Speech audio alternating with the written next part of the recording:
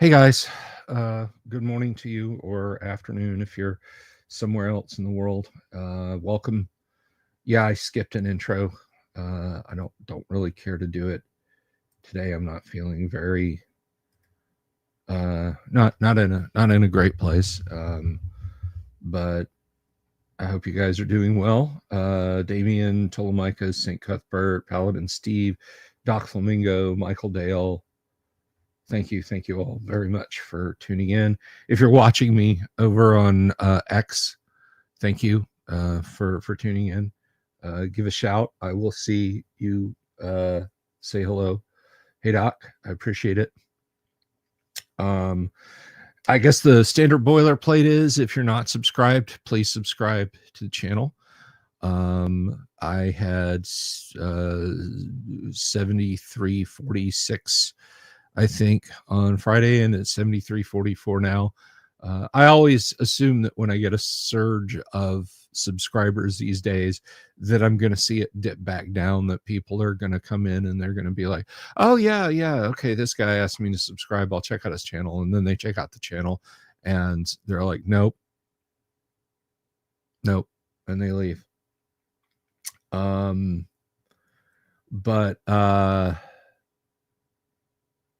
the last 36 hours have been hell. I'm trying to keep it together. It's a little difficult. But we'll talk about that in a minute. I do want to mention that if you need a first edition AD&D character generator manager, does everything a character sheet could need to do. You can level your character, you can add XP and incrementally bring them up levels. It manages encumbrance. You can age your character. You can split your character off into dual class if you meet the stats for it and you're a human, or if you meet the stats for it and you're a half elf looking to bard. And it supports human bards, of course. It'll even check for psionics if you want it to. You can change alignment. You can alter stats. You can sell gems and jewelry. Did I mention you could buy equipment? I think it's just about the most complete character creator that you could ever want, and it saves in text, it saves in HTML. You can load characters in and alter them and then save them back out. And it works on 32 or 64-bit Windows 8, 8.1, 10, and 11, and it runs on Linux under Wine, and it's called Crom, and it's $25 if you want to buy a copy. Right there, you see bsylvia@gmail.com going down and going across the bottom of the screen, and you can you can check that out. That's awesome. All profits go to me. There's no storefront or anything for it, so it all goes to me. I don't know, Michael. I honestly don't know how many copies.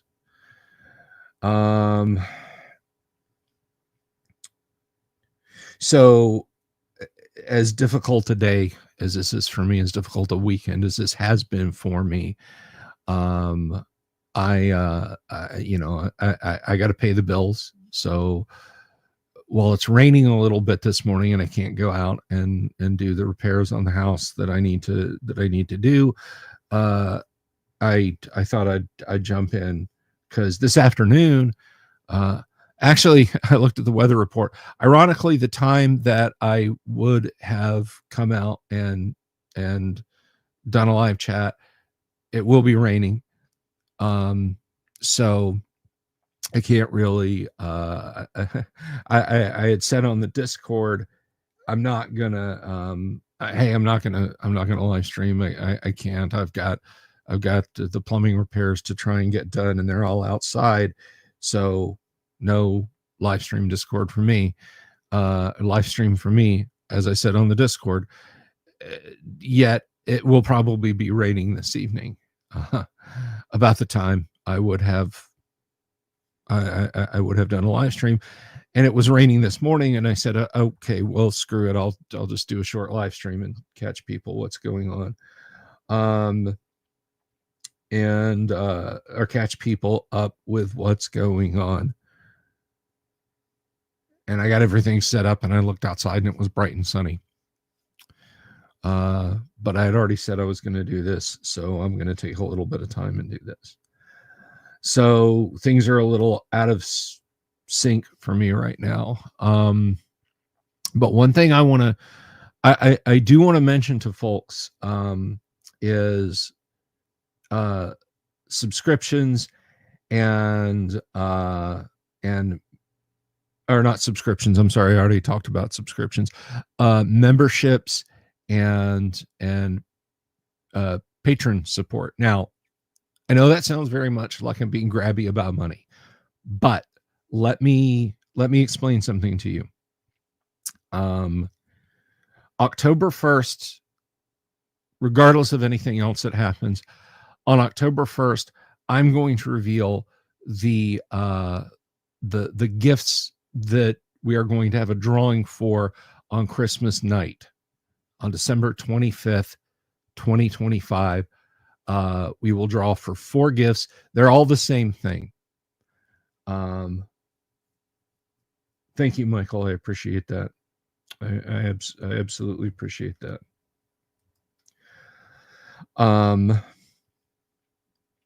But that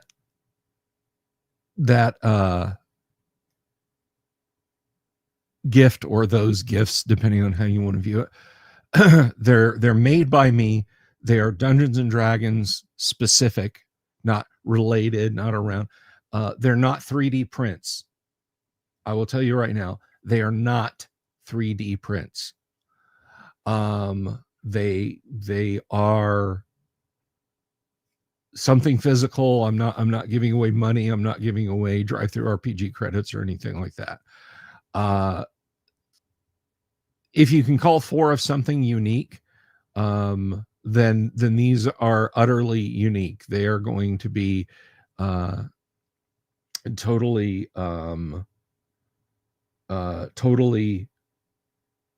unique and specific.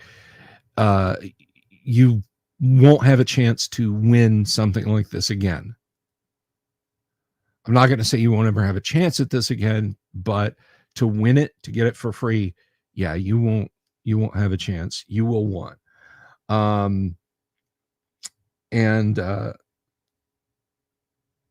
Here's the thing.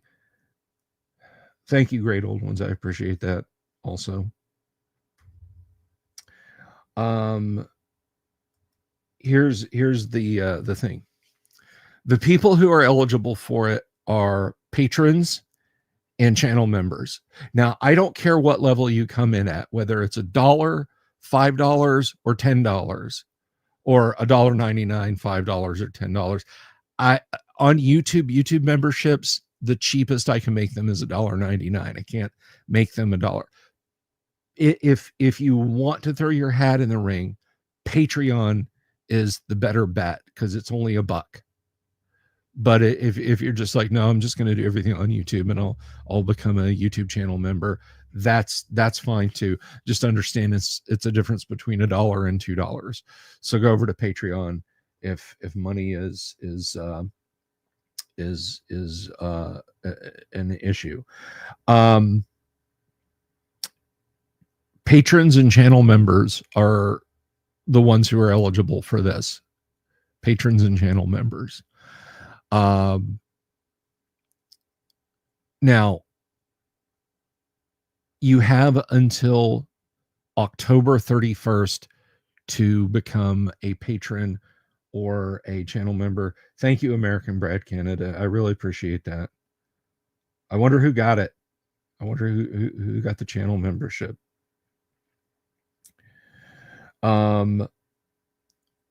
So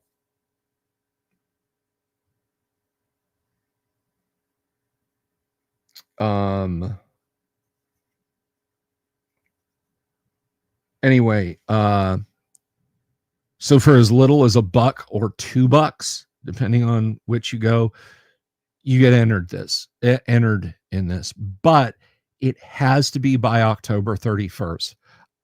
If you join on November 1st, I can't help you. If you join December 11th, I'm sorry. Thank you for your support, but you won't be in the drawing. And I will use a spinner to see who wins this. Thank you, Halsey. I appreciate that. Great old ones became a member. Thank you. Thank you, Bob Schultz. I can't keep up with all these supers and stuff, guys. Y'all are blowing me away. But anyway, so that's your shot. And what you're gonna see is gonna blow you away. You're gonna trust me. It's gonna be something that when people see what you've got, their jaws are gonna hit the floor. They're gonna, if they know what they're looking at. I know, Halsey. I know. I appreciate it. Now, one thing I will tell you is it's not like, please don't think that like I want a bigger, better chance, so I better subscribe, even though, or I better become a patron or a channel member at the $10 level, even though it might hurt. It's all the same. Your name goes in the drawing. It's all the same. Whether you are a $10 patron or member, or a dollar or $1.99 patron or member, your place in the wheel, it's not like, oh, the $10 guys get a slice this big, but the $1 guys get a slice this big. So if you just want to throw in a buck for a couple of months and see if you win one of the 4 items, then you go right ahead. I'm sorry, I'm a little shambolic this morning. I'm kind of staggering around. But now for the ugliness. First of all, I want to answer a question. I think it was Michael Dale who asked this. Let me scroll up. Michael Dale said, are Patreon payouts a little more timely and less gougy of your wallet? Yes. Patreon takes a little tiny percentage off the top, and then PayPal takes a little percentage off the top, but it's still like every month I go into Patreon and I get it. YouTube takes 30% off the top, and they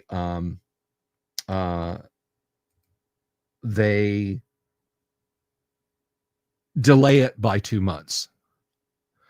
So any supers you guys are throwing right now, I won't see until October 21st.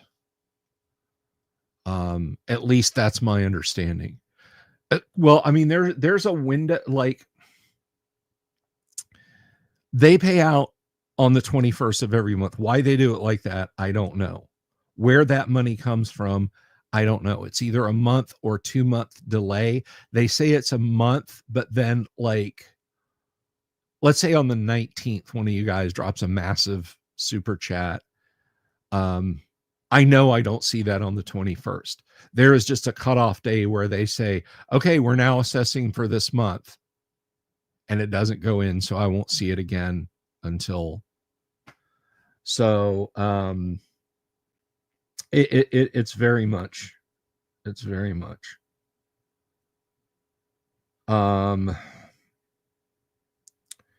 it's not fair, but it is what it is. And people say, oh, go over to Rumble, Bill. Rumble rants are instant payouts and so on and etc.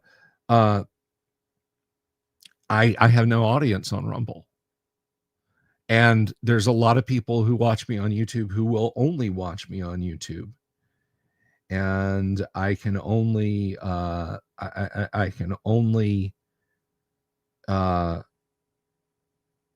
you know, do what I can. I've thought about multicasting over to Rumble, but as bad as YouTube is, it's where everybody's at. You know, it's like McDonald's. McDonald's is bad for you, and it takes a lot out of your wallet. They're not going anywhere.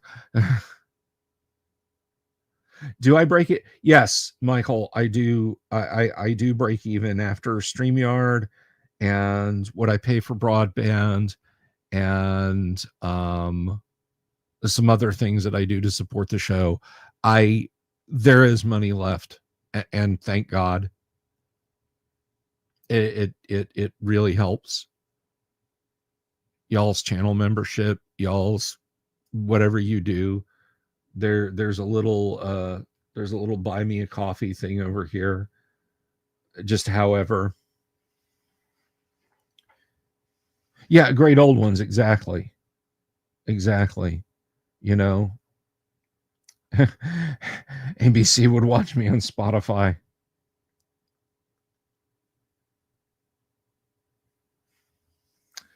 So oh, and we got a new what was the new channel membership? There was Michael Graham. Yeah, I'd already said that one. Great old ones got the gift membership. Oh, and I guess I should mention that about the gifts. When I say join the channel as a member or join me over on Patreon, you have to at least stay through the end of December.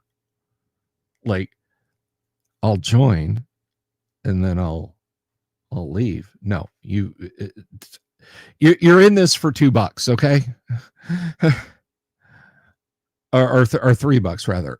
October, November, December. $6 if you're coming in as a channel member. So you gotta at least write it out, guys. Oh, you just upgraded. Okay.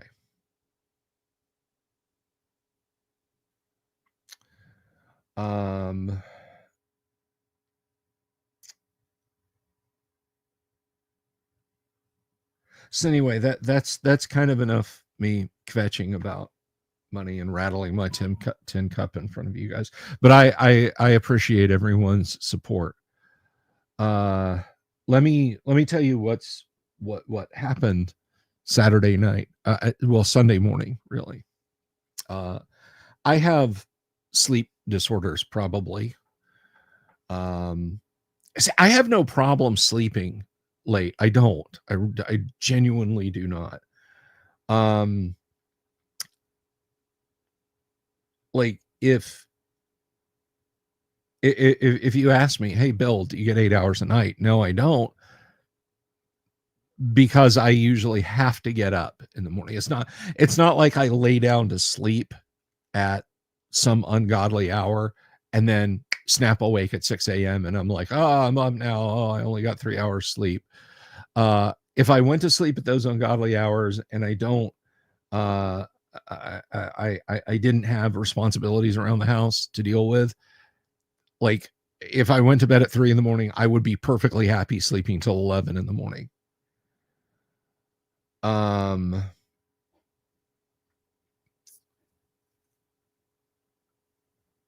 But yeah, I would get 8 hours in if I could, if not for external factors, not me. It's not my it's not my desire to sleep. It's not even my my brain messing me up. It is quite simply my circadian rhythms are out of whack. So I end up sitting up till, well, Saturday night into Sunday morning till about 3:00. And I went back to bed. Mrs. the Dungeon Delver has a sound machine, and she keeps it on kind of a whooshing waves kind of sound. And it's funny, but when she and I first began to cohabitate and share sleeping quarters, I hated that thing. I wanted to throw it out the window. It was torture. Now I kind of don't notice it, and I notice it by its absence.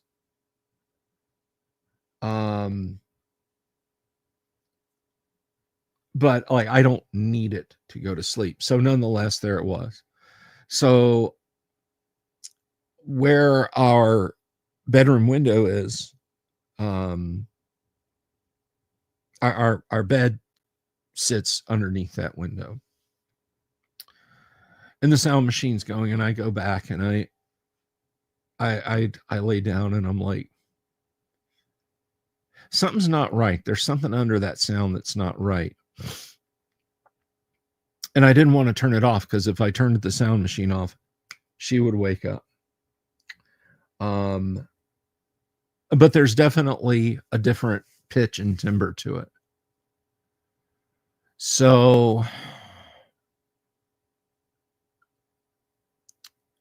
I've had a looming problem outside my house for years now. And that is that because of negligence on my part, tree roots have pushed our water main. And I knew about it, and I knew the line was under stress. The trees are not going to get removed. It's tens of thousands of dollars to remove trees. It's insane. They're beyond my ken. Now, if I didn't have a neighbor immediately on the other side of the house, I would go out with a chainsaw and I would cut them down, and they would fall, and I would laugh and scream hallelujah, and hire a truck to pull up the roots.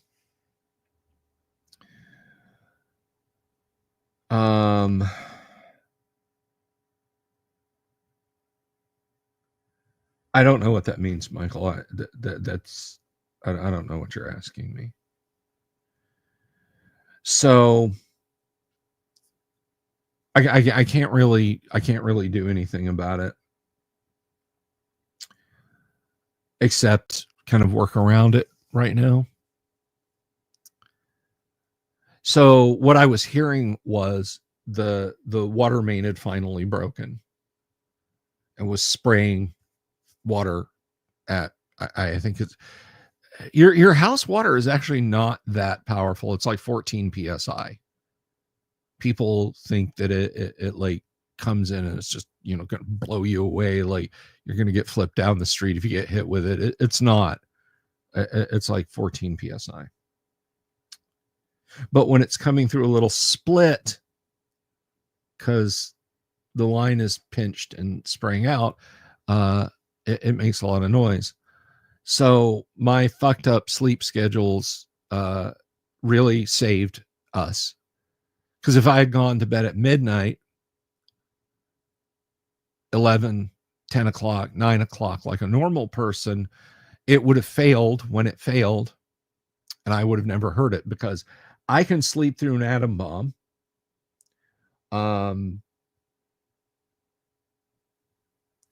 So I ran outside, and sure enough, I got around the trees and bushes on that end of the house, and I could hear. Well, I didn't have to hear. As soon as I stepped around there, I was being sprayed with water. And where the break was below the emergency cutoff. So I just went to the sidewalk and pulled the meter and used my channel locks to get on and shut the water off. And then I came inside and I had a panic attack. A full bore. It wasn't good. It was not good. Um,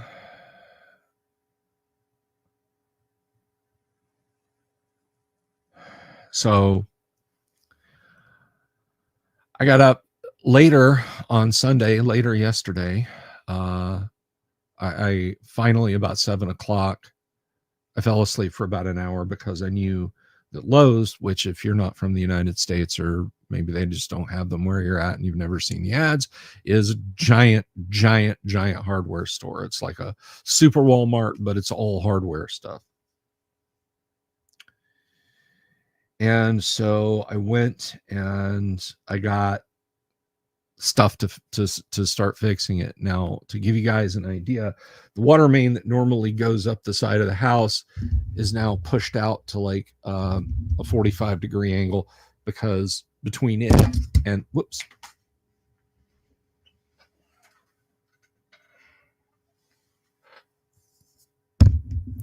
between it and the side of the house is the tree root that's pushed it out.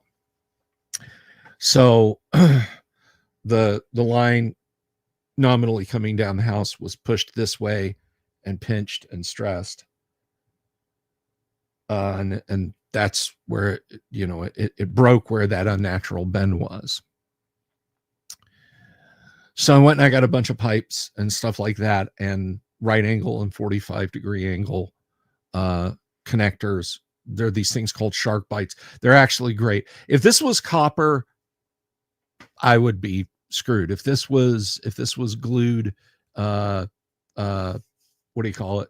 Glued PVC, I would be slightly less screwed, but still kind of screwed.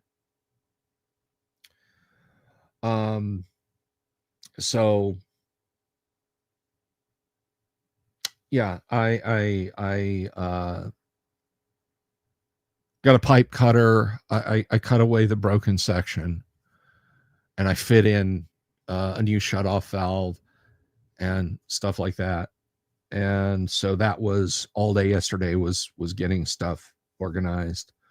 The guy, Richard, not that that means anything to you guys, but he was an employee at Lowe's, and I was kind of embarrassed because I needed a durable shirt that I could get dirty, but that I knew was nearly indestructible. I have an Army PT shirt that Mrs. the Dungeon Delver got from her job and just used as kind of a big baggy shirt, and then I stole it from her because it actually fits me too. And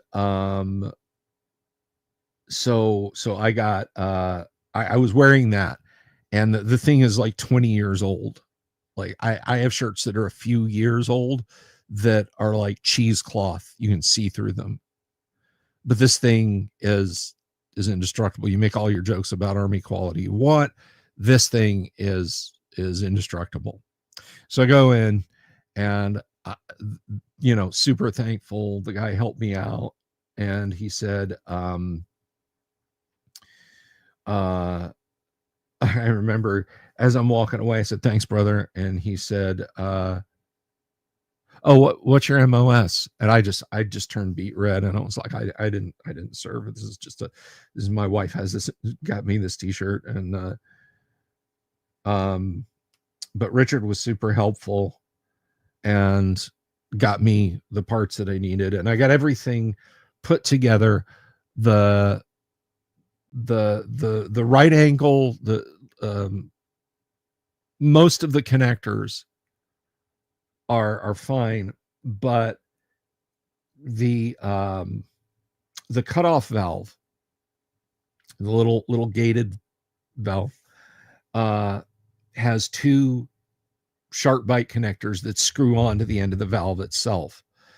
The one that goes to the water main, the shark bite connection down there is leaking, and the two screw-on fitting ends on the valve side are leaking. So they didn't seal properly, and the shark bite that connects to the water main didn't seal properly. Now, the other end of the cutoff valve configuration and the two bends that I've got in the pipe made of shark bite, the right angle and the 45-degree connection. They're fine. They're fine. Plus, our house, if you know this, I'm going really far down a rabbit hole here. Um, our house was redone plumbing wise back way in the early 2000s in PEX or gray pipe. They don't use it anymore. It's no longer like recommended for anything. And given how the water tastes coming through it, I completely understand that. Uh, so if you're going to connect up to something like that, you have to get an adapter. So I got a PEX to C PVC adapter, and I put a new line down. All of that is watertight. It's just the fixture for the emergency cutoff valve is still leaking. It's not leaking like spraying everywhere. So for a couple of hours last night, um, uh, for a couple of hours last night, um, we had water because it was a steady drip. It was a steady drip, and I thought, okay, for 2 hours this is tenable. So we filled up more buckets to be able to flush our toilets and set some water aside so we could put water down for Zeus and the kitty cats. And um I got a shower. I desperately needed a shower. And I ran a couple of drop cloth towels through the wash that had gotten dirty during the day. So today I have to go take everything apart that I did yesterday.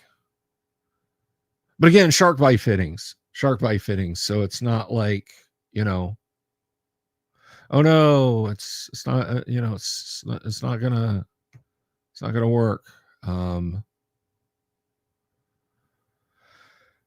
I just wish it was fixed, guys. I just wish it was fixed, and it's not. And I don't know. I mean, I'm not I'm not a plumber.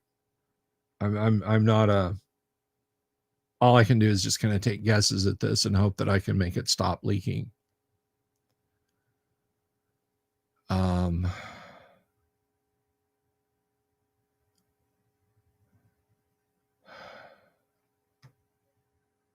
I'm just worn thin, guys. I'm just,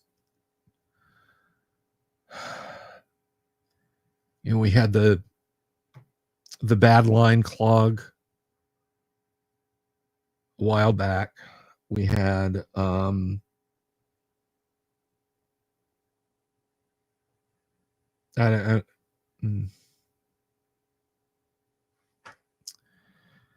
so that was basically and it was weird because I went to bed at a earlier hour, not a really decent hour, but an earlier hour this morning.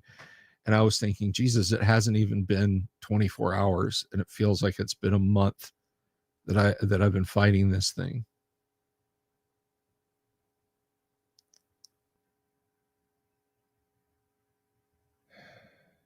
That's true, Dice Tales. That is so true.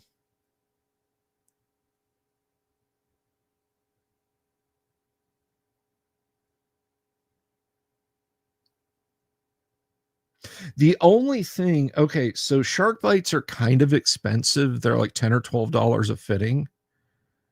And I know you can get tools to pop them off, but are they reusable? Some, like, I Google, I have removed and refit a shark bite fitting here in the house when I redid a bathroom, and it's been 10 years plus, and it's been fine. And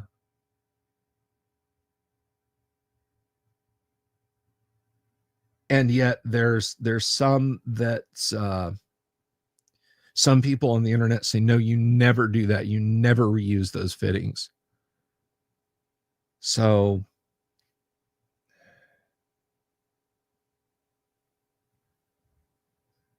I don't know. I just don't know.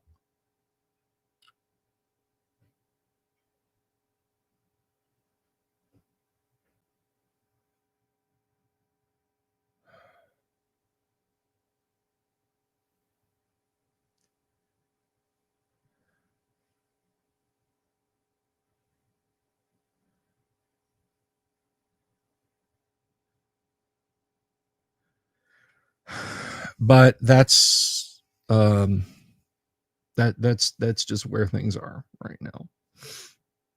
And I was going to get up early this morning and tackle uh uh tackle the plumbing again, and one, I overslept, and two, it was raining.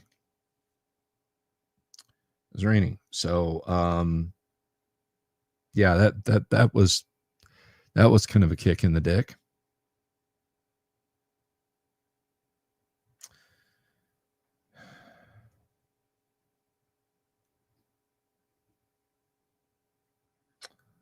So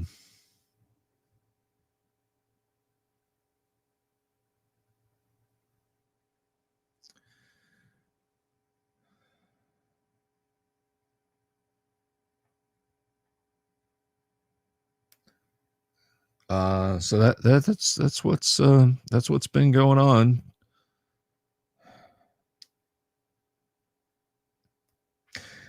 My wife and I are of the opinion that August is the February of summer.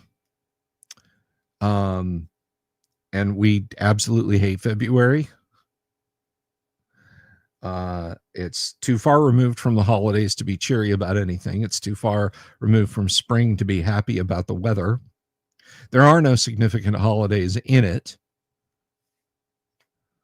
It's just kind of a miserable, cold month. And August is too far removed from the spring to be happy about it. There are no holidays in it. The weather sucks.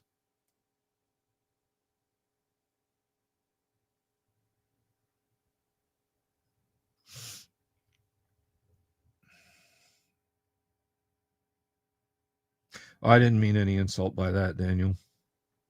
For us.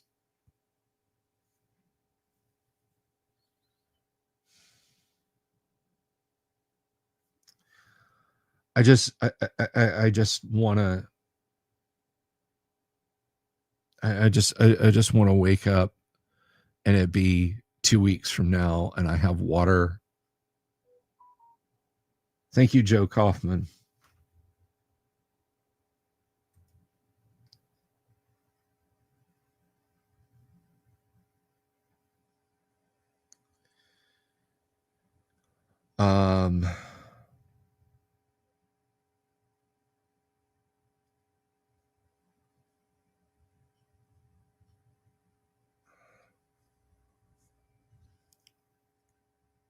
So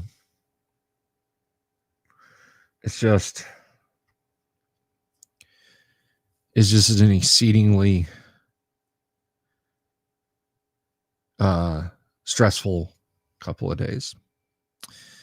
And again, I was like, well, I'm going to be, I can't guarantee that I'm, going to be free at 6:00. So I'm not going to stream today. And then,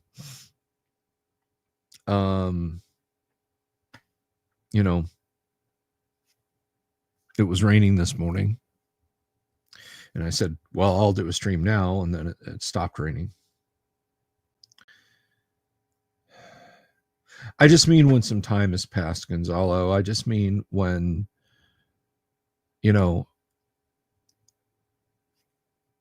I imagine that today or tomorrow or the next day or at some point I'll have this done. But right now it's in front of me. I want this behind me.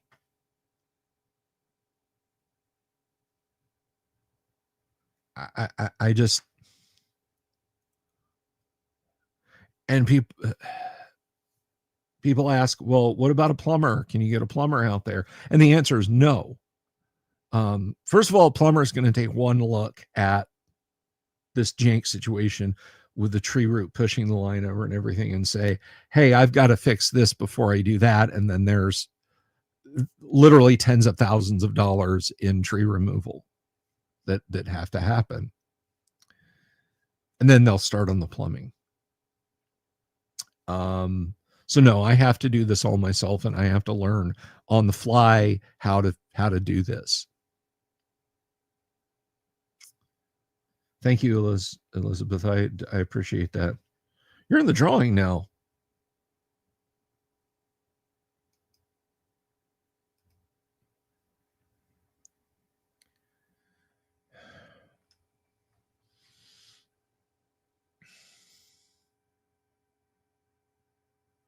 That's it.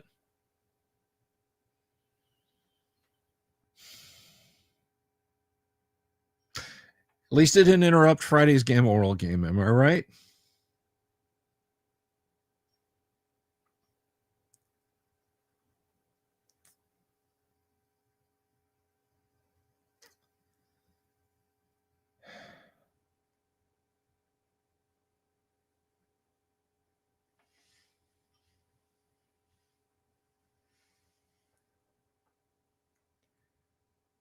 Yeah, if every subscriber, that 7 times 5, that would be $35,000.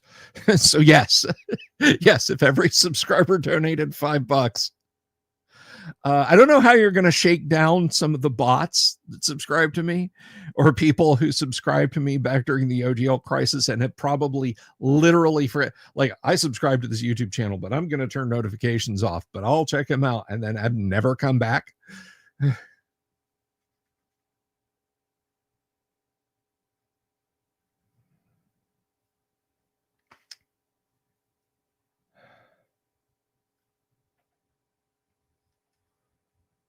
No, it's not Zeus.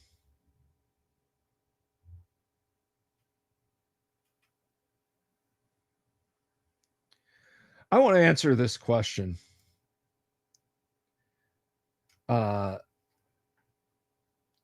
February is, first of all, look, when I am put in charge, when I see when I see what type of trees are they, tall and straight enough that you could get paid? No, nobody's going to pay me to remove these trees. Nobody is going to pay me to remove those trees. ABC, thank you very much.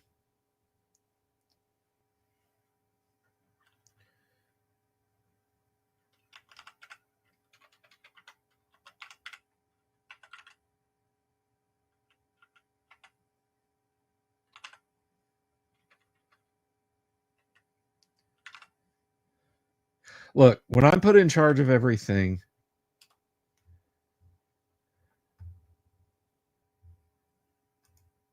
that is how we are spelling the month, because that is how it's said. Nobody says February. That word is literally satanic backwards masking. February.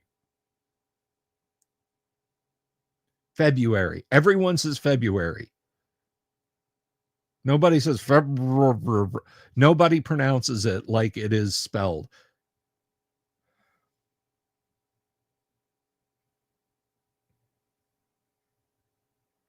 Well, Libio, you got me beat.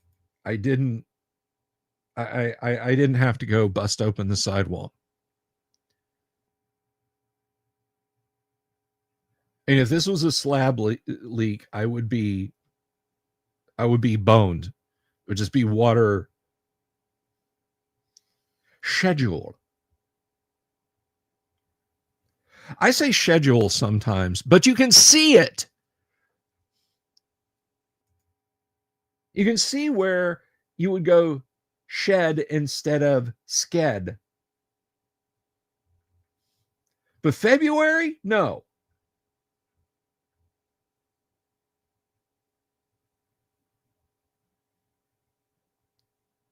Yeah, they need to take their extra U's and just lieutenant.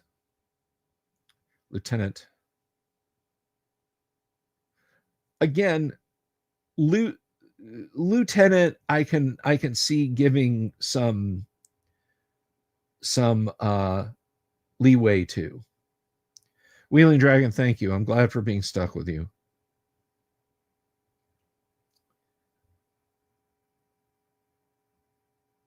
But look here at Michael Dale's comment. Look at that first word, February. Everybody says February. Nobody says February.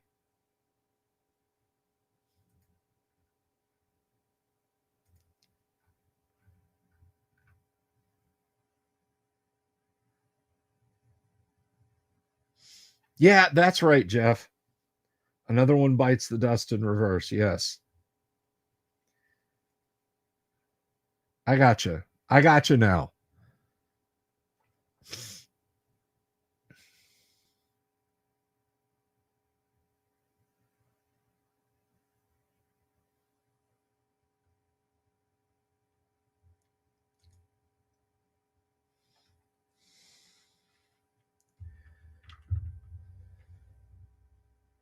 Medieval Texan. I love that, Libio. Medieval Texan.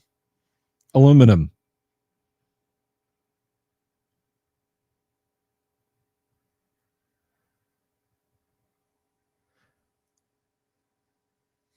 Used to catch these things on Discovery Channel and the Learning Channel stuff in the 90s, and it would crack me up when I'd see those how it's made kind of videos made by like the Australian broadcasting shows, and just to hear them drop the R's was just a delight to my Yankee ears. In the future, computers will be made from aluminium.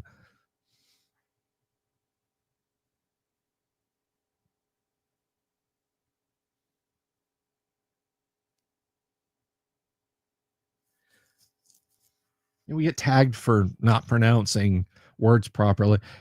Have you have Commonwealth countries outside of Canada ever heard of the letter R? In the North, the North. You mean the North? Yes, the North.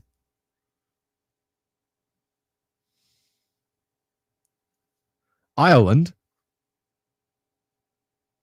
So you mean like a mass of land surrounded completely by water? Yes, that's the country of Ireland.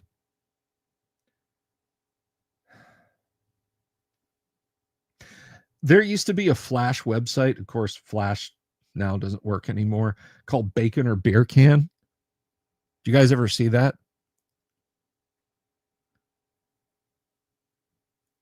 It's like this very, very cool Jamaican dude, just like close up of his face. He's leaning back. He's got mirrored sunglasses on.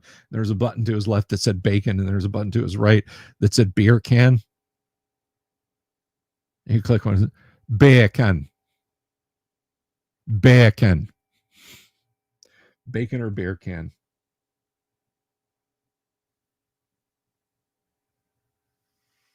Unfortunately, it doesn't work. I don't recommend you try and go there anymore, because it's like a lot of those fun websites of the late 90s, early 2000s. Oh yeah, I remember that. And you go there and it's like it's AI slop from some Chinese malware company.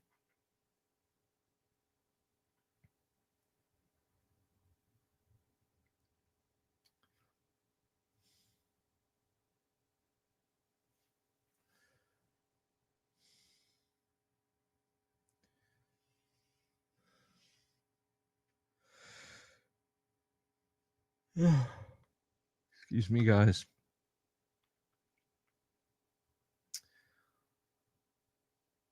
Anyhow, oh, Here's some TTRPG. Well, this isn't really TTRPG. Games Workshop is raising their prices by 4%. Who is still buying Games Workshop stuff? Who? Now, we can argue about the ethics of the company and their locked down. You're only going to use our software with our printers and, excuse me, so on and etc. Bullshit from Bamboo Labs about the toxicity of resin printing. That's no bueno. But honestly, and for real, tell me, who is spending $200 on 4 miniatures from Games Workshop instead of spending that on a printer of some kind where you can make terrain and miniatures until the cows come home? Who is out there buying GW slop? Apparently enough people, because it is an incredibly successful company.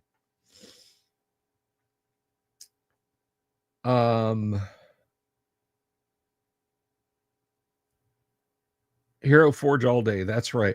I actually made some Sisters of Battle in Hero Forge just to see if I could do it. And then downloaded backpacks for them. That specific backpack that they have, the jetpack, just to see if I could do it.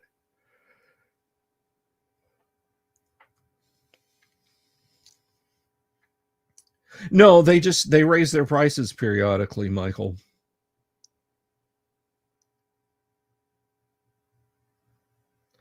And I opined today, because I absolutely believe this. I absolutely believe this 100%.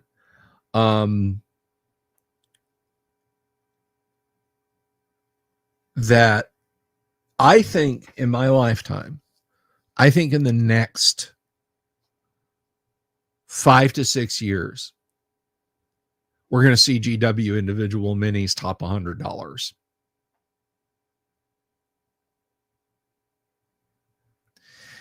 And what drives me up the wall, and I wish, can I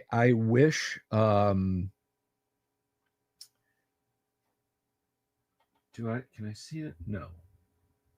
Must be tucked away somewhere. Games Workshop metal miniatures from back in the day were awesome. I liked them a lot. Hey, Steve K.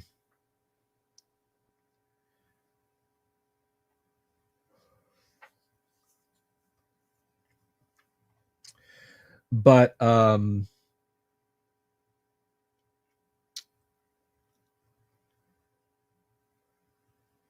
have a box for Deathwing Terminators. Now, I have told before about the Deathwing. I love Space Hulk. And by the way, I think Michael Dale had a question about the box next to Space Hulk. It is a Games Workshop used to be a very cool company, and they used to make a lot of very cool games. But I'll finish with my original thought, and then I'll tell you about that.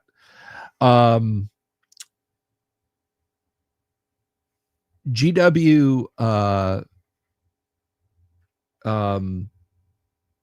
made they cast metal miniatures, and their metal miniatures were very high quality, and the Deathwing Terminators were just this kick-ass squad of Terminators. Their lore, their game lore was fantastic. They're American Indians. Yes, going back the 40,000 years of empire, they still had their ties to the Lakota Sioux. Their world was what would now be classified as a feral world because they basically lived in Bronze/Stone Age era conditions. They followed their own beliefs. The thunder, they worship the Thunderbird, which is it. The ecclesiarchy puts up with it because the emperor reveals himself to those who want to walk the path of being in the Space Marines, or in the case of the Deathwing's Planes world, Terminators, because Deathwing are exclusively Terminators. They jump straight from civilian to Terminator, not civilian to Marine to Terminator, civilian to Terminator. That's how robust they are. So all in all, I really like the Deathwing. Yes, he does, Steve. The Emperor protects. So yeah, the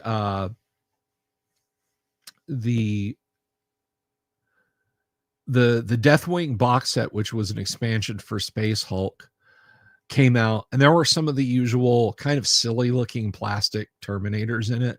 But Games Workshop also released a specifically sculpted Deathwing Terminator box set, 5 metal Terminators, water slide transfers with the Deathwing symbol on them, all kinds of cool stuff. Very neat box. I got one as an anniversary present from Mrs. the Dungeon Delver one year. And obviously it was used because it was from the 1990s, but guess what? It still came with a shrink wrap on it. £14.99, or at the time, about $18. 5 metal miniatures for $18. There's not even accounting for inflation, that's not much more. 5 metal miniatures, $18. If GW made metal miniatures again, and they never will, 5 of them would probably cost north of $100+. Even with 30 years of inflation, that's not.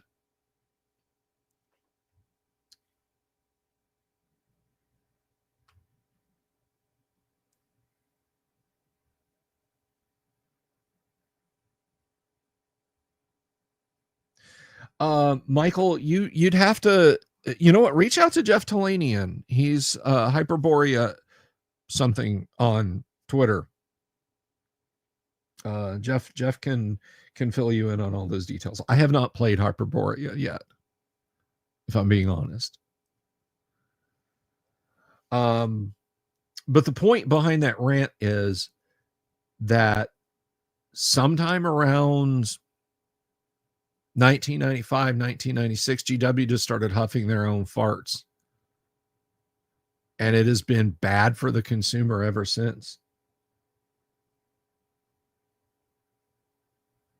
Hey, Savo.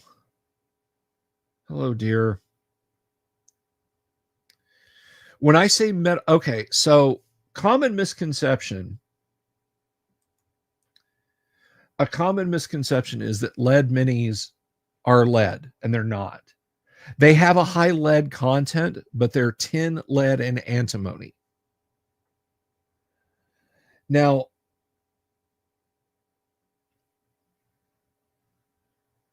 bless you, Brad. Thank you. Sleep well.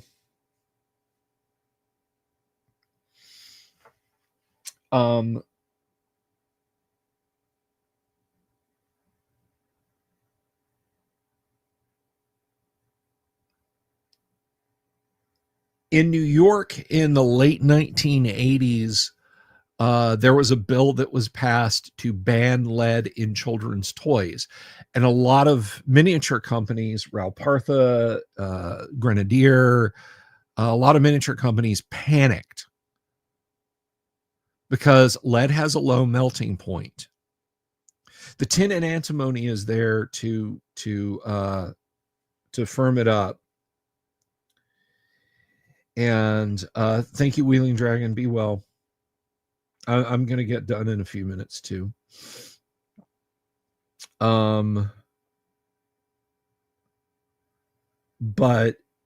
the tin and the antimony also have similarly low melting points, but they're a little bit harder.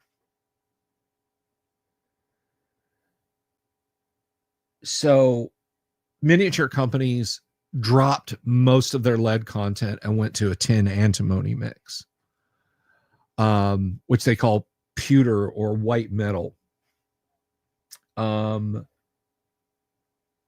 Literally almost immediately after that bill was introduced, that most other states, if not all states, if not federally, followed, that said no lead in toys, an exception was made for it for collectible hobby items. And it was specifically, they didn't have to switch. If they'd read the bill a little bit closer, they go, oh, we don't have to switch. Okay, no, we can still keep making miniatures this way. But they did switch. So that's why, first of all, lead minis back in the day weren't lead. There was enough that lead rot was a problem. And lead rot is where lead just starts to oxidize.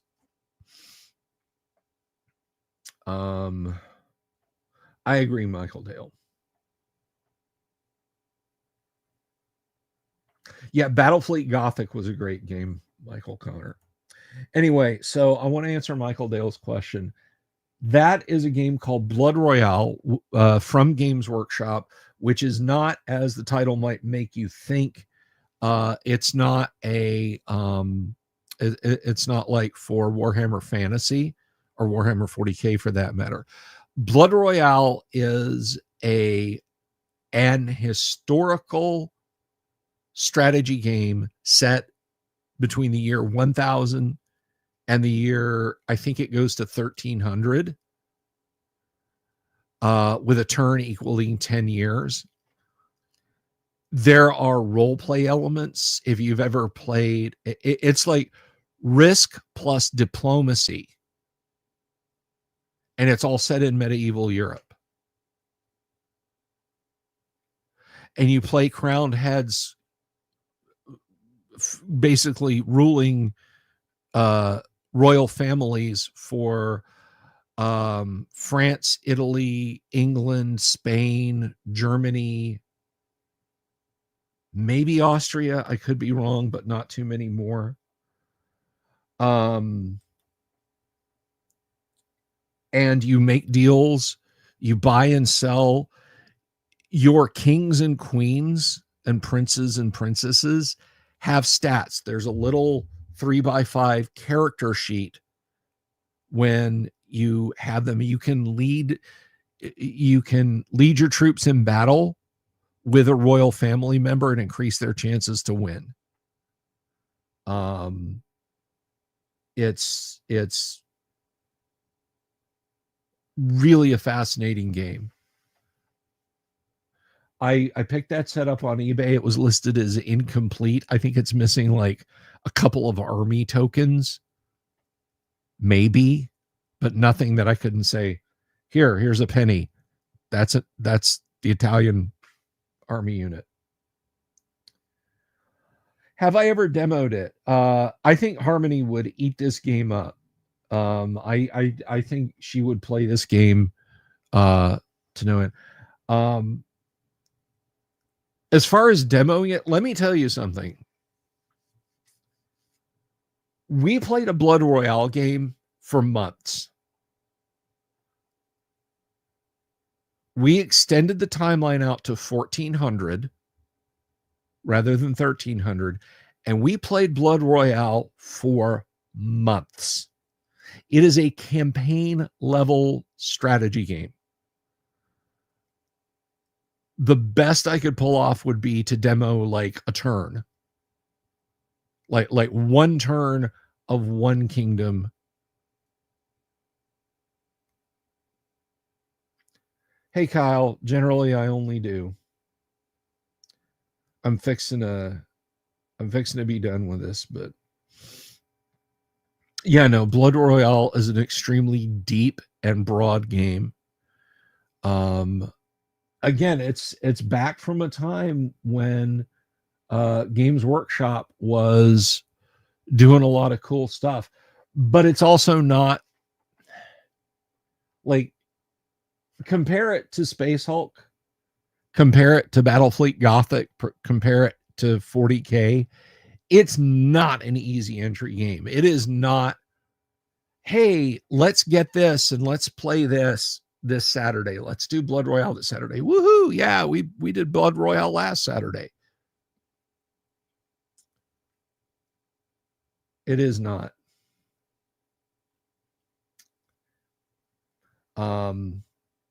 It is a very in-depth game that you will spend way too long on if you go down its rabbit hole.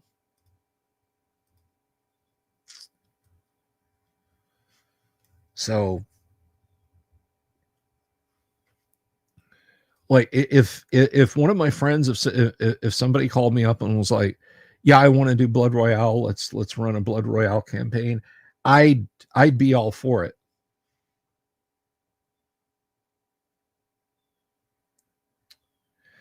Any recommendations on a campaign level fantasy game? Do you mean like huge battles? Like, oh, I want to send, 100 knights against 300 orcs? Or do you mean domain management? Because AD&D has domain management baked into it. But if you're talking about a mass combat system, Swords and Spells, which I think is on drive-through, or Chainmail, which I know is on drive-through.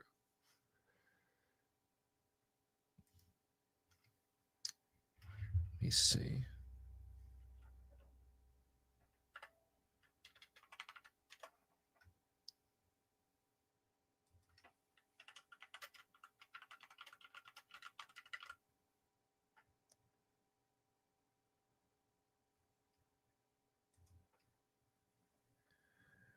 Yes, and not only Swords and Spells available on drive-through, Swords and Spells is available on drive-through as print on demand.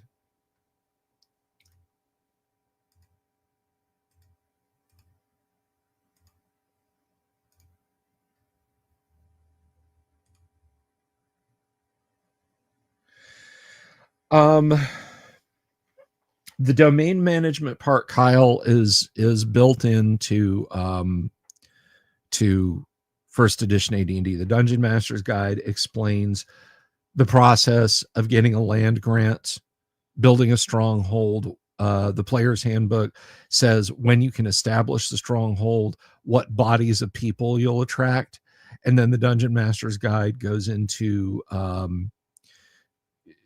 goes into suggestions for tariffs and levies. And of course, Age of Blood and Iron, lest we forget, Age of Blood and Iron from Doc Flamingo does that. But if you want the massed army stuff, and for whatever reason, maybe you were dropped on your head as a child or something, and you don't have Age of Blood and Iron, or you just want to look at Swords and Spells, you can get it PDF plus soft cover book for $10.99.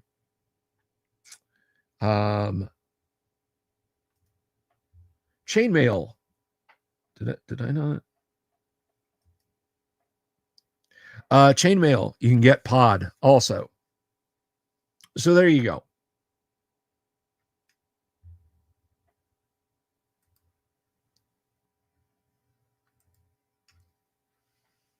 Iron Man, Judges Guild, CSIO. Search for the PDF. Yeah, I got to be honest with you, Kyle. Swords and Spells is a little.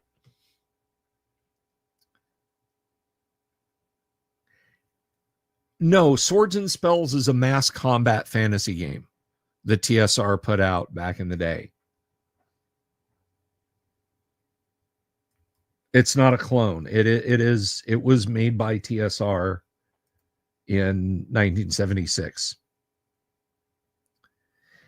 Some people call it a supplement. It's not. You don't need it, and it's not marked as a supplement. Rules for large-scale miniature battles based on the game Dungeons and Dragons. It says it's a supplement for OD&D. You can play it without using OD&D.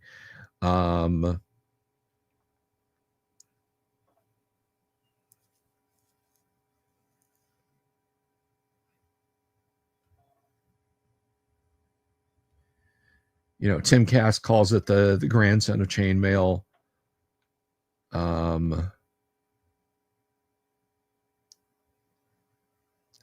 So there you go. It and chainmail both available. I don't do skirmish games by and large. I mean, technically, Space Hulk is a skirmish game, so Space Hulk would probably be it. I used to play the Axis and Allies miniatures game. It was okay.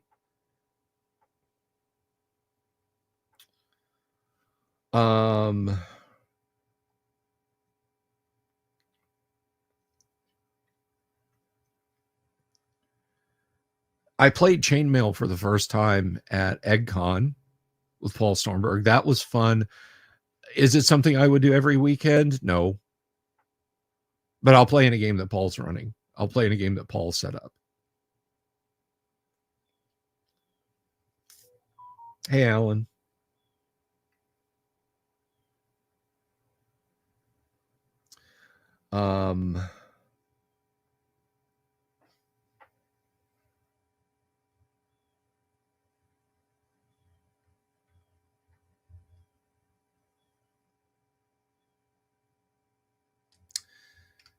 But yeah, I don't have a like a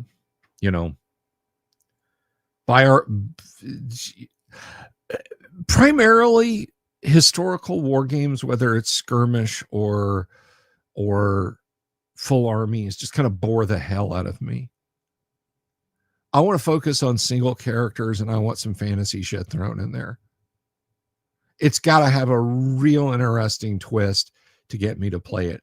Chainmail is so closely tied to D&D, and you can introduce fantasy elements like that. I like okay. And the role play elements of Blood Royale are interesting, although it's not a skirmish, or it is a war game. It's not a skirmish game. Hey, Brian Acosta. But let's do Assyrians versus Hittites. Let's do ACW. Let's do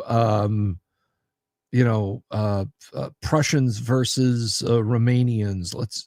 I can't. I just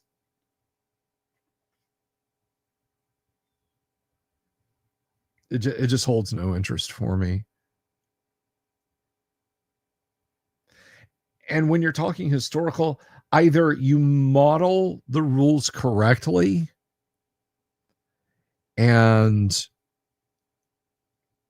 therefore the game plays out exactly like it did historically, or your rules are so ahistoric that ridiculous stuff happens. Like completely improbable things. Like you have to tip things to make them not work. You have to factor in things that don't, like, okay, I'm going to pretend that the Allies didn't land any armor here to give you a fighting chance. Oh, we pushed you back into the sea. Haha, look at that.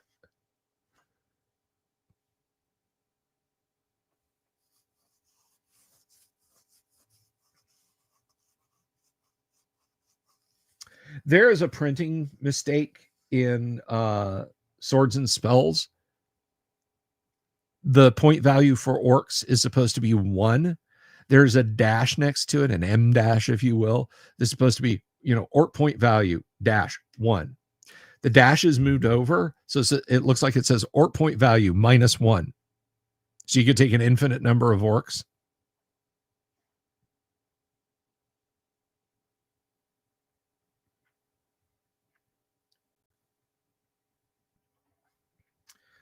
So historical games, whether they're skirmish or large scale or whatever, I'm just very I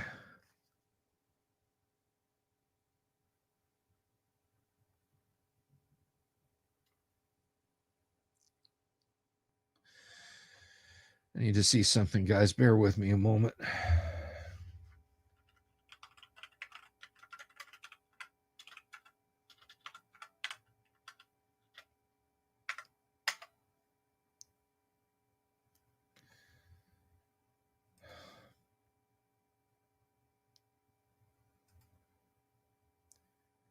Let's do that.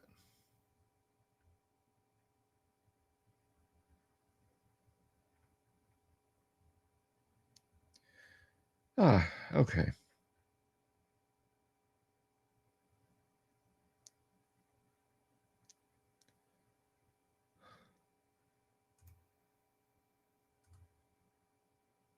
Neither of you could. Necromunda. I have seen some amazing Necromunda setups. I've never played it, but as far as rule simplicity, I think it's about the same as I think it's about the same as Space Hulk. What was the other one? Basically, it was Necromunda, but for fantasy. Mordheim and Necromunda. GW stopped making games like Necromunda and Mordheim because people were getting cheap miniatures out of them. Cheap miniatures and cheap terrain.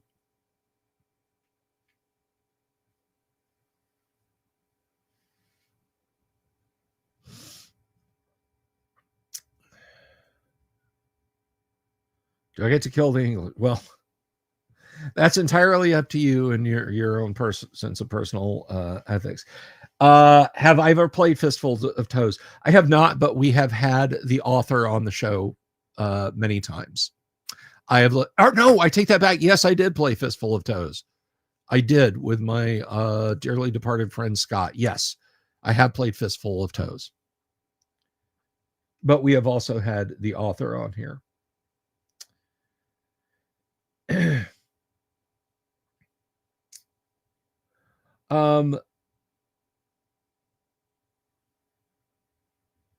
That is actually easy to do, Michael Dale, if you look up the rules set Sturmgeschütz and sorcery.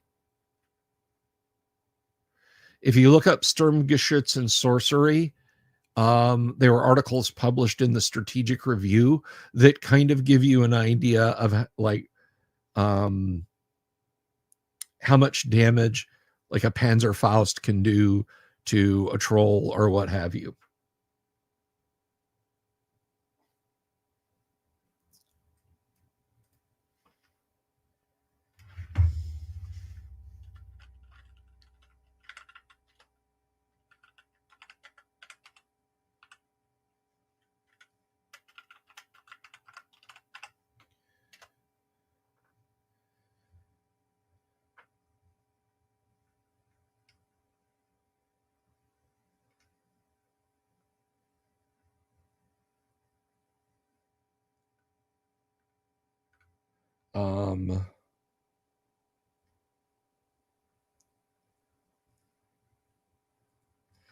Trying to think of where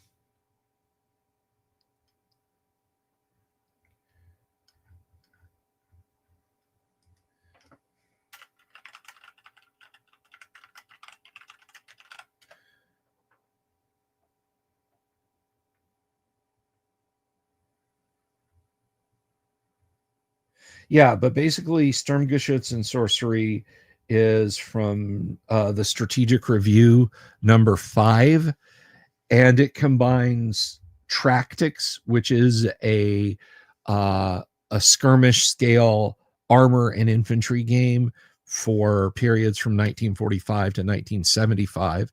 So there's actually M48s and T-55s and T-62s and early tow missiles and stuff like that in there, but also World War I and so on and et cetera. Yeah, that's right, Michael. That was a while ago. It is pronounced, or it is spelled rather. I don't know what's going on with, why can't I? That's not right.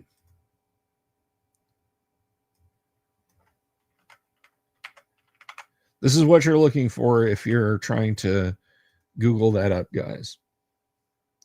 Can you imagine the mess a battery of chair shot would do to a 2,000-pound flying lizard? Chain shot, I think, or chair shot. I could absolutely see Feifel putting a chair down a cannon breech. Maybe someone could draw that. I'm just saying. No, chain shot. This will be more effective.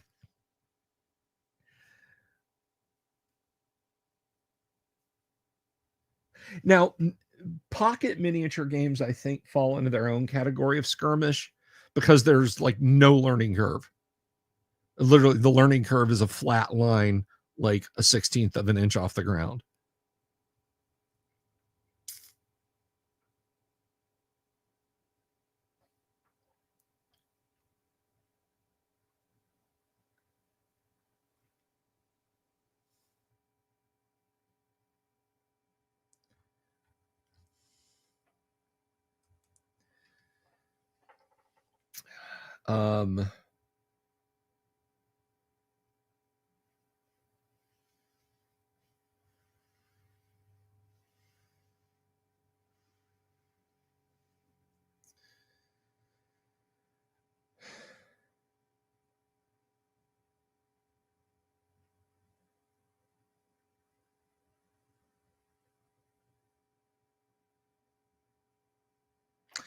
I'm sorry, guys. I drifted off for a second. I was reading comments, but no. I have a lot of the Steve Jackson games, pocket games and stuff, both originals and reprints.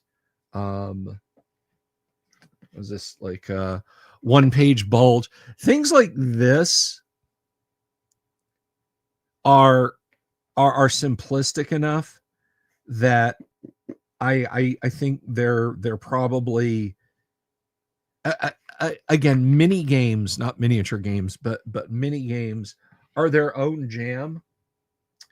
Like here's an unopened copy of Battlesuit, for example. You know, that's man-to-man sci-fi combat. What else do I have over here?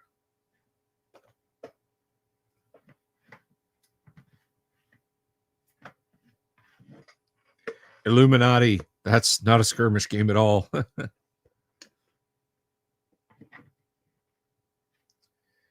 friend of mine just like gave me this stuff to hold on to for him. Oh, here's the other ogre game, Gev, ground effect vehicle, which Gev is regular tank combat for the ogre setting. It's like ogres don't show up. You just field forces of hover tanks at each other and blast away. Also shrink wrapped, never open.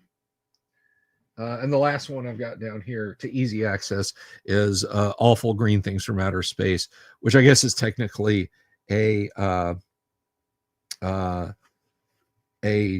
war game, but this or skirmish game.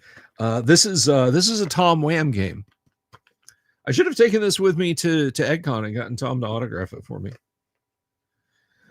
Are the Steve Jackson mini games still available? That's a good question. Ever play any of the Super? Yes, Ryan Nowicki, I have. I played Hero System for 30 years. I played it from 1989 to 2019 or so. I think was the last time I sat down and seriously played Hero System. Not 1989 to 1999, 99 to 2009. Yeah. So yeah, I played a lot of Hero System.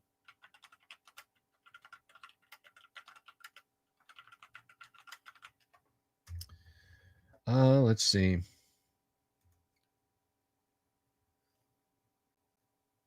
Ogre. Let's just go to Ogre.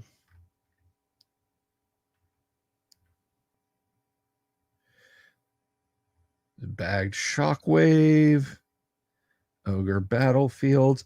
It looks like it. Reinforcement pack.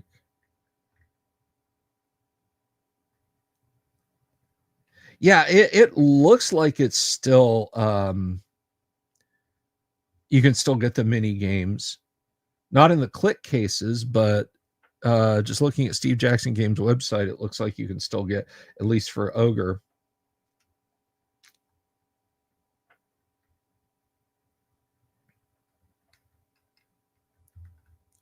It's one of the few settings I don't have the system for in your VTT. I played a few times and it was memorable. Yeah, Hero System is really something else.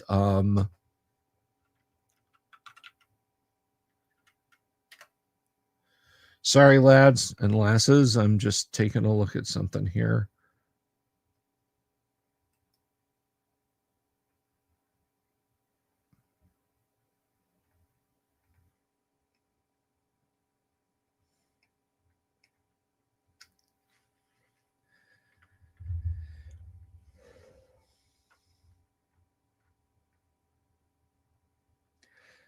Someone used to make metal ogre miniatures. I know Steve Jackson did. And I think I saw some metal ogre miniatures on their webpage when I just looked a few minutes ago. But yeah, you could get metal ogres, I think, from Steve Jackson Games. I don't think another company made them. If it was another company, it was almost certainly Ral Partha. But also don't quote me on that.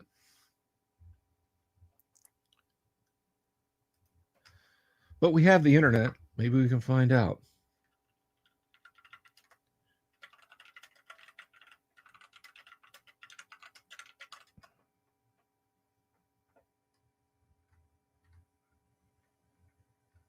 And of course, you do metal miniatures ogre, and it's like ogres. It's the violent humanoids.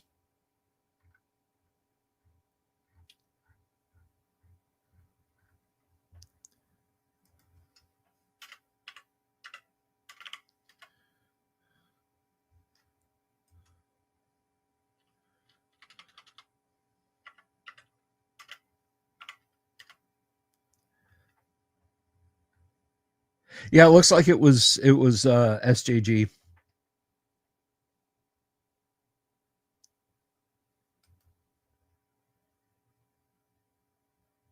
Although wait, no. Okay, all right. Look at this. This is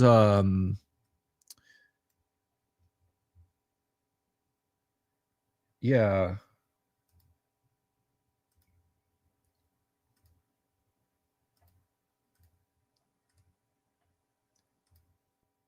Martian Metals apparently is the company. Martian Metals produces Ogre range of 1/300 scale sci-fi vehicles to support the metagaming microgame Ogre. 4 models in visited in 1981, the resculpt of the eponymous Ogre Mark V and the addition of 2 new figures. So it was Martian Metals. I was incorrect. So missile tank, heavy tank, Gev, and an Ogre right there.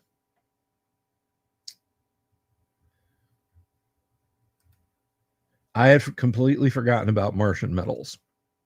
Shame on me.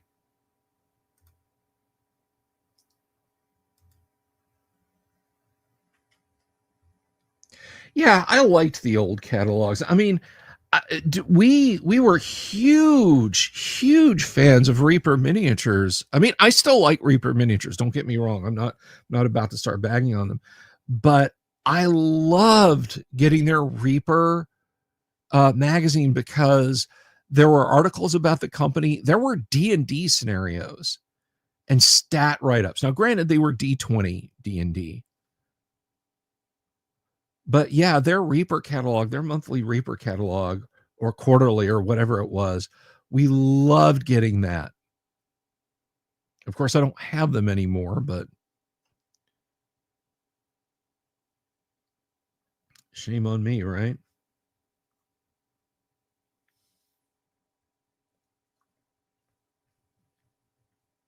But yeah, companies just don't do that anymore. Now it's like, scan this QR code and you can download our app and we'll send you push notifications on the latest releases. And, you know, here's a PDF data card for this miniature. I'm like, guys, come on. I want to hold something in my hands other than my phone. I hate when I do computer stuff, I'm sitting here, I'm sitting over there. My phone is for messages or occasionally pictures or a flashlight if I need one. I hate the idea that it's the all singing, all dancing, scan this, scan that.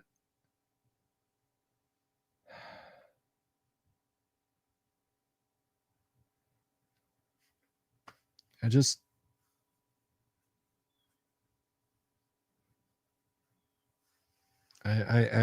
don't like it. I feel like the Reaper publication was called Casket Works, but don't quote me on that.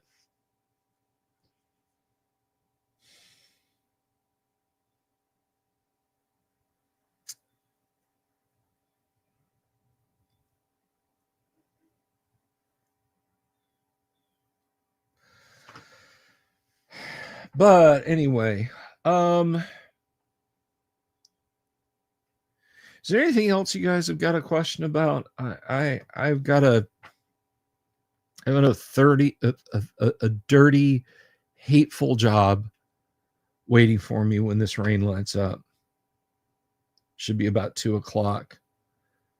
I'd like to eat some lunch and just kind of stare at the walls and wish that my water pipe hadn't broken.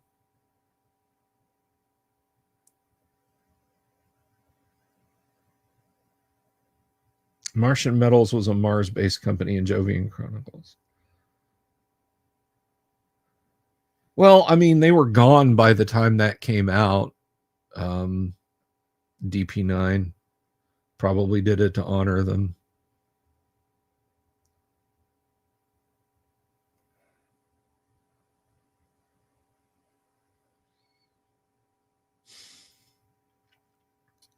I want to take a minute as we're wrapping up to on a complete.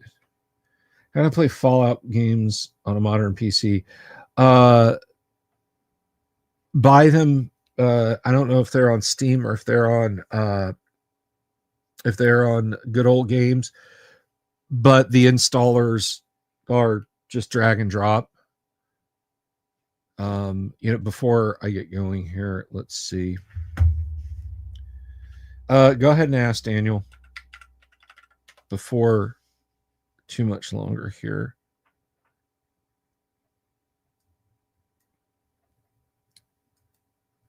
Let's see.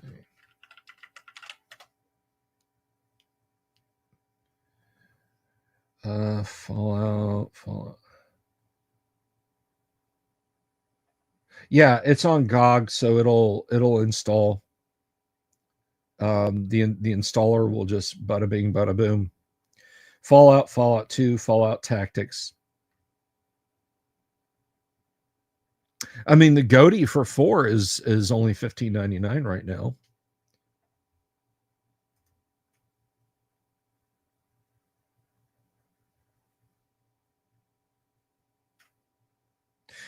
Daniel Rowan, yes, you calculate it by rolling D100, and then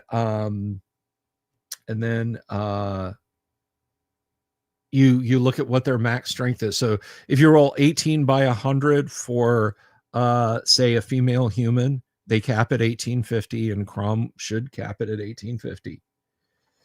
But you asked about non-human fighters. Yes, it will cap it appropriately for their race, and Crom will do that.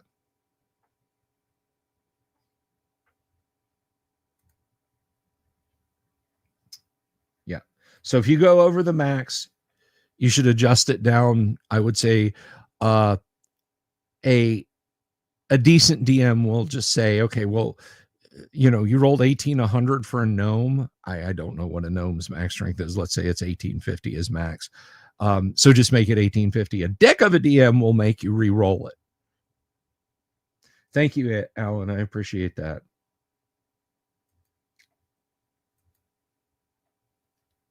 I appreciate that.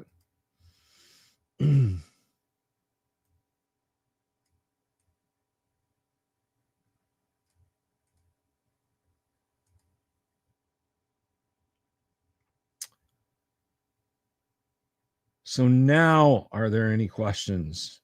Any more questions? Any more comments?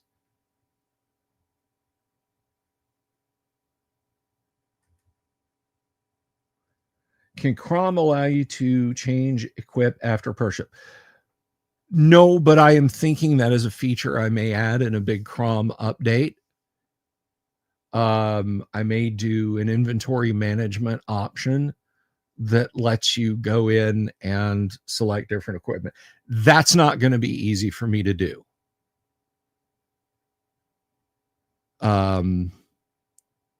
Generally speaking, the only thing that matters there is armor.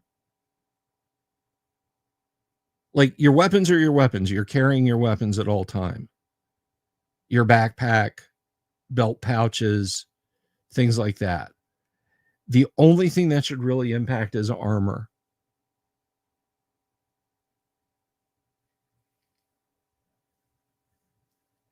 But I may include that function. We'll have to see.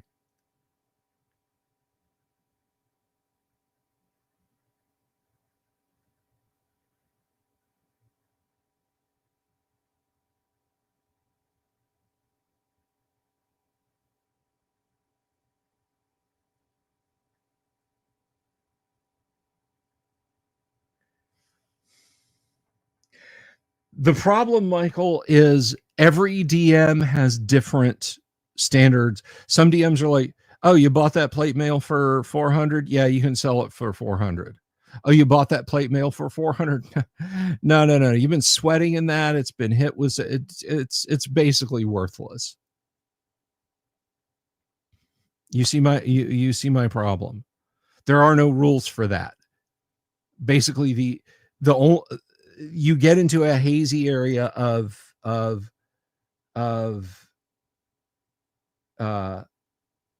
house ruling. You get into a very hazy area of house ruling, and selling equipment back is not specifically outlined in the player's handbook. The only selling you can do that is outlined in the player's handbook is gems and jewelry at 20% of the DM's stated value. So if the DM tells you got a gem that's worth 100 gold, you can sell it for 80. So de-equip, re-equip would be all I would really do. I might consider in that adding a feature to drop an item. But my problem there is it's like, well, I've got this. It's on my character sheet.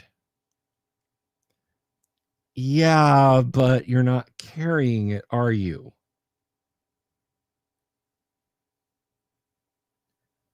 So it's a problem of rules haziness at that point. But I feel like I should at least do something.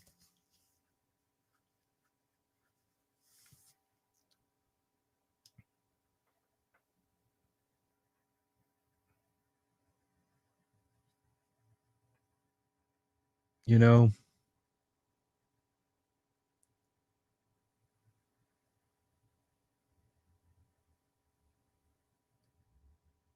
I have no idea how to do that. I will never have an idea how to do that.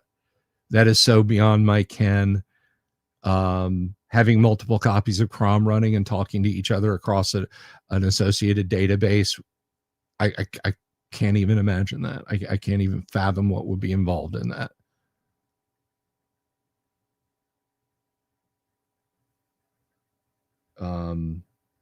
If I were to ever release the source code to Crom, maybe somebody could give a crack at that, but I want to be 100% clear. I will never release the source code to Crom. Crom will never become an open source project. It just won't. I'm sorry. It's not that I hate OSS or anything. I think if you live there, that's fine. I put a lot of time into Crom. I didn't take anyone else's code.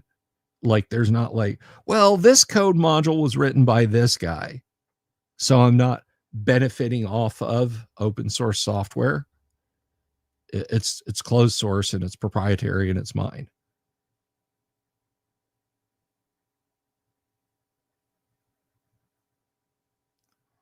Which I hate to sound bitchy about, but that's just the way it is. I gotta go, guys. I want to sit and stare at the walls before I have to go outside and stare at the fittings. So I'm gonna get on out of here. Thank you for hanging out with me today, guys. I really appreciate it. Thank you, Damien. So thank you to Michael Dale, Great Old Ones, American Brad Canada for the membership gift, Albuquerque Halsey for the super, Bob Schultz. Thank you very much. I appreciate that, Bob. Michael Graham, thank you for becoming a member. Joe Kaufman, thank you. ABC gifted 5 memberships after gifting the 1. And of course, Alan Canning, thank you for the super. No, Thomas, you'll just have to watch the video from the beginning to see where I'm at. I'm not in a good place right now. I will go ahead and edit here. If you guys want Owl Bear, do you guys want Owl Bear? Do you guys want to close out with Owl Bear? It's up to y'all. Or we can cut it and call it a day.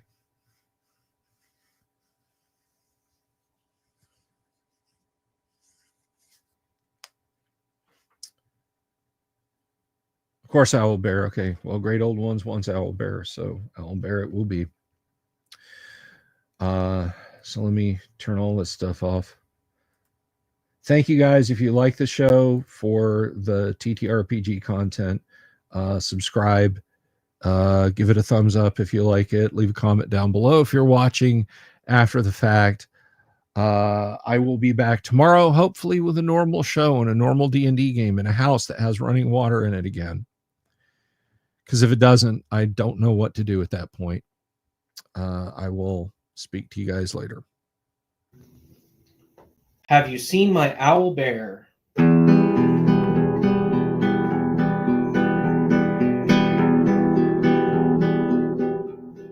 Here's to all the weirdos everywhere in the woods and in the air. Have you seen my owl bear?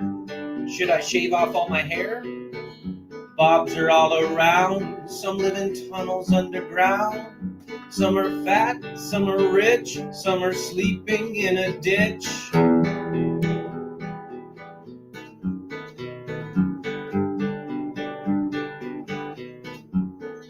Can you ride a crooked horse without a saddle way off course?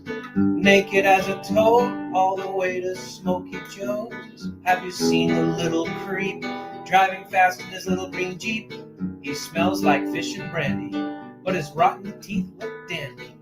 Take me to the show, I don't care if fast or slow. From action flicks to dancing dicks, just take me to